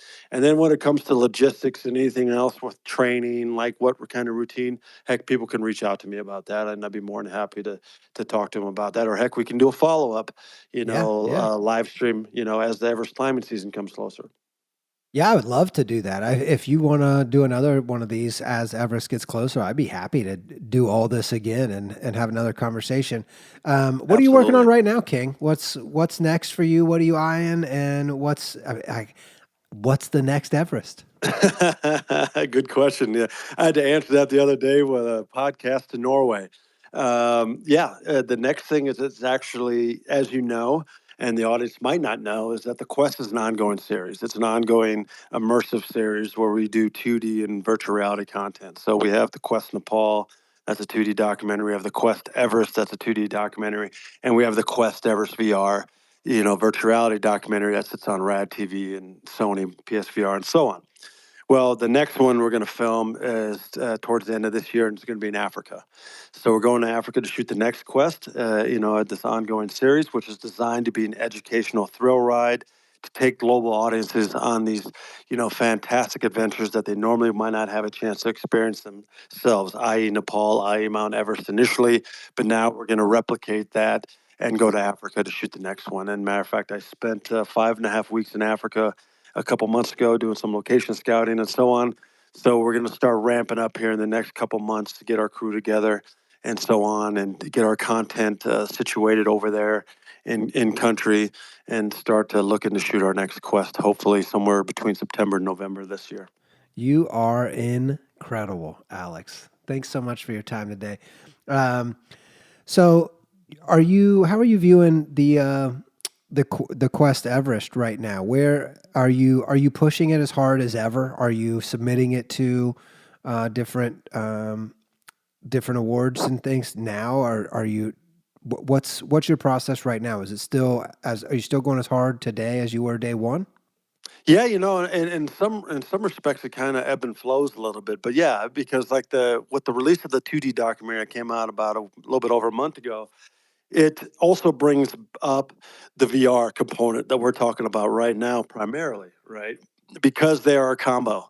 They go hand in hand. All right, now watch on Amazon Prime or watch on Apple TV the Quest Everest 97-minute 2D documentary. Now put on your headset, your PSVR 2, and watch the Quest Everest VR on Rad TV, right? So you can now watch the story, now immerse yourself in the actual VR component of the story as well. And so because of that, it's actually ramped up versus I thought it'd be more in a coasting mode, but it's not. I'm actually now in a position where I'm talking almost, multiple times a week sometimes about the 2D more than the VR, and in this case more about the VR than the 2D. So yeah, it's not slowing down, and I thought it was going to be, and so now I've got to start to balance my weeks between as we go into pre-production for the next quest in Africa to the actual post-production marketing of the Quest Everest and the Quest Everest VR right now. So Sure. I'm actually excited about it, and I like it too because when I sit down and I talk to you, it's nice to dig deeper into something that you may have not had a chance to dig in deeper in the past, and to really kind of not only give, legs to the project, but more importantly, give life to the project. Absolutely. I mean, we think this project is going to have a very long shelf life, and I mean, you know what it takes. You may be the only person that knows what it takes to accomplish this production. But what are the odds in your mind that a production like this for that specific purpose ever gets accomplished like that again? Yeah. What do you think the odds are, really? Seriously. Boy, statistically, it's very low. So I don't know. And the thing is that what I don't know is, how many other people from around the world are going to say, "Oh, I saw this, I want to try it too, go to Everest and blah, blah, blah." I don't know because I can't, I don't know how many people in Japan, how many people in Germany, how many people in South America and so on, might have this same notion to try to do something like this. But statistically, I know it's very low because you're adding the elements of you've got to be able to climb the mountain, which is a low statistical success rate. Now you've got to add in the technical components of actually filming it, and then you've got to then actually get it edited, and then you've got to get it out to the world. So it's a lot of different components that will will come together as one comprehensive piece on whether or not you're successful. So I don't know, but I'll just tell you it's probably not as high as, for example, going to shoot the next film in Las Vegas or Oh, even down the Grand Canyon. I'm going to take it in notch for. I just did some Googling while you were talking, and since since 1953, 7,269 people have summited Everest through all routes, a total of 12,884 times. So that's some people have summited multiple times. 962 summits have been by women. And so that's just call it 7,500 total summits. And that's people that have summited. So if 1 out of 10,000 people are producing documentaries, then that's probably not happening again for the next 50 years at least. If it's 1 out of 10,000. And since there's only been 7,500, it's actually like a little less than that. And I would say it's way less than 1 in 10,000 people that have produced a documentary. I mean, how many documentaries exist? How many people are there?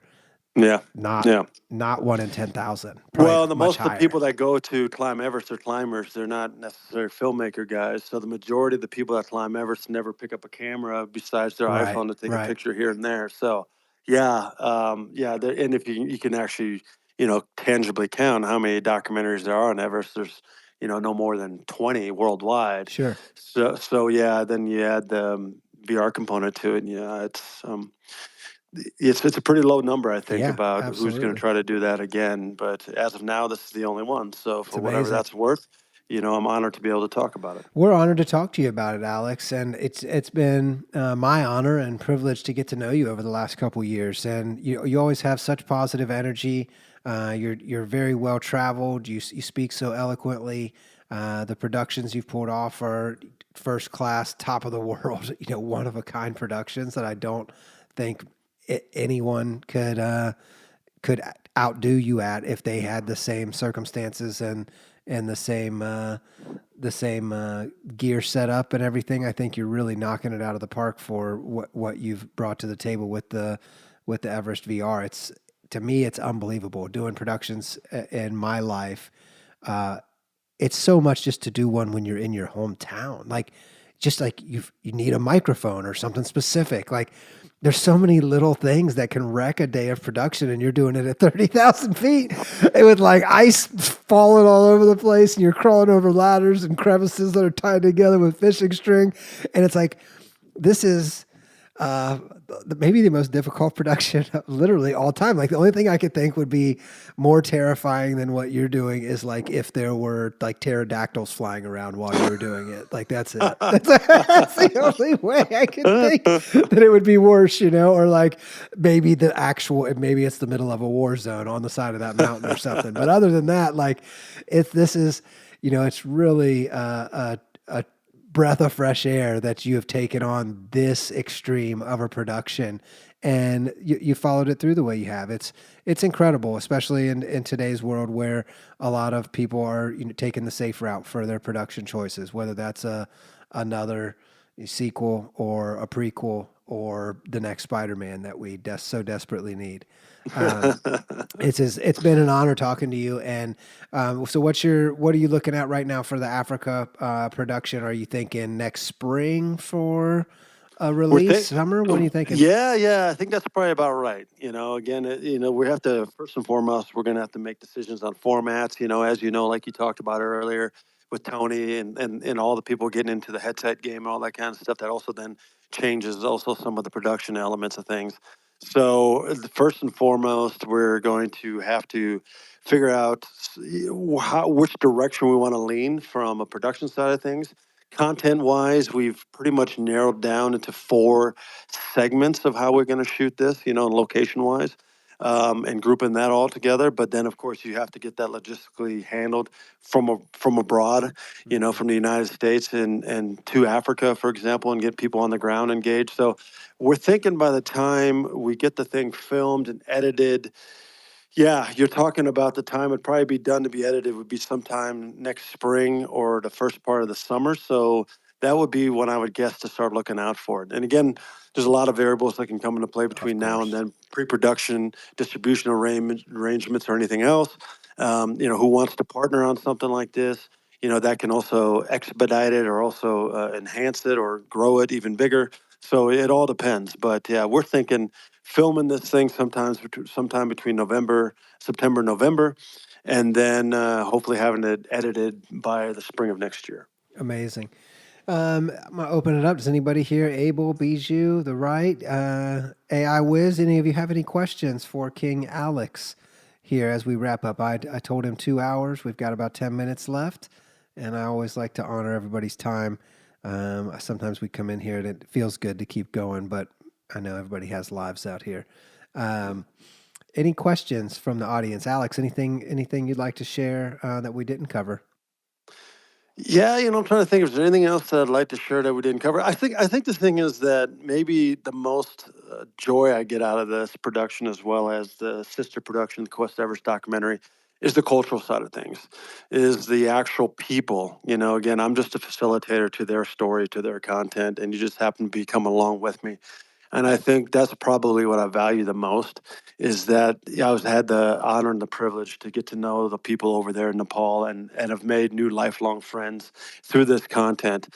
And I think that's, maybe something that people will pick up, and they have picked up, at least from the feedback that we've gotten from the VR and from the 2D as wow, I didn't know this about Nepal, or I didn't know this about Everest. And wow, I didn't know that Sherpa are actually a cultural people versus just a name for porters and climbers, that these kind of things I think are probably most rewarding to me is that I was able to present that information and that people appreciate that part of the information because it is supposed to be an educational thrill ride, not just a mindless thrill ride. You know what I mean?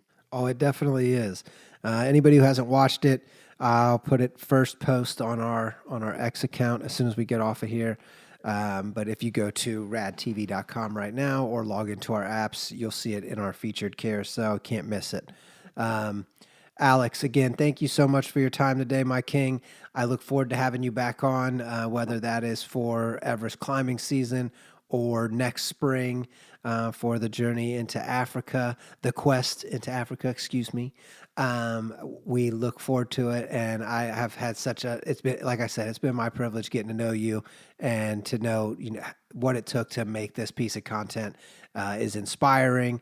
And I hope anybody listening, or I know people listening, will be inspired. And I don't think any productions that we're taking on, at least myself personally this year, are going to require me putting my life in absolute danger. So, Alex, thank you for doing that for us and creating a piece of content that wouldn't have been made otherwise. This lets us get to experience this journey without putting ourselves at risk and without having to make it the focal point of our lives. So, thank you for that sacrifice and for all you went through to make this production happen.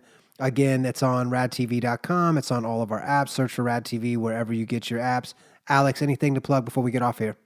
Yeah, first and foremost, I want to thank you. I'm truly grateful and honored to be able to sit down and talk to you today, that I've come back with 10 fingers, 10 toes, and the content to share with the world. So thank you so much for, chatting with me about it. It's truly an honor. It's truly a pleasure. And yeah, if anybody wants to get some more information, photos, clips and that kind of stuff about the Quest Everest or the Quest Everest VR, you can go to thequesteverest.com. You can also find it through any of the social media stuff. But if you go to thequesteverest.com, that will give you all the links and stuff to the 2D documentary, as well as any photos and information about the VR stuff that we're talking about. So, yeah, I greatly appreciate you guys' time. I look forward to talking to you again. Yeah, let's do this again closer to the climbing season, because I Let's think do it. that'd be quite interesting for people, as the Everest climbing season starts to roll into full effect. And I look forward to doing it with you all over again, my man. Amen. Hey, Bijou, I brought you up on stage. Thank you for listening today. Do you have any questions for Alex before we jump off of here? Thanks, Cam, and thanks, Rad TV. And wow, no, I don't have questions. I just want to give a lot of flowers to Alex and all of you. This is a keeper. I'm so glad it's recorded because what an inspirational It's listen. crazy, isn't it? I know. Yeah, I know. Thank you for yeah. being here and listening. I appreciate it. And what really hit me was, what is your Everest? Everyone has their Everest, and thank you, thank you, thank you, Alex. I'm going to share this and share the Rad TV. So, oh, thank you. Oh, Bijou, thank you so much for the kind words. I greatly appreciate it. And if there's anything I can do, to assist anybody along the way with any of those thoughts or any kind of advice or questions you may have, just feel free to reach out to me. Thank you. Looking forward to watching and for your future endeavors as well. Thank you so much. Well, everyone, thank you for tuning in. Bijou, thanks for showing up. We're going to let Alex get back to his Friday. King, thank you so much. I hope you had a wonderful week. I hope you have an awesome weekend. Go watch the Quest Everest on Rad TV. You can watch it for free. Just go to radtv.com. Go to thequesteverest.com. The Quest Everest, all spelled out.com. You can find him on Instagram, Facebook, X. Both of his accounts are here in this chat right now, or in the space, so you can follow them, connect with Alex. Alex is incredible. If anybody needs to contact him and doesn't have his info or can't find it, feel free to DM us. Thanks so much for being here, Alex. Your story is amazing. Your content's amazing. Thank you for your time today. Man, I greatly appreciate it, Cam, and thank you so much for speaking with me. And you do me a favor, you and everyone else out there, enjoy the rest of your day, and I look forward to talking to you in the not-too-distant future again. My king. Have a wonderful Friday. Thanks for listening, everyone. Have a great weekend. Talk soon. Bye-bye, buddy.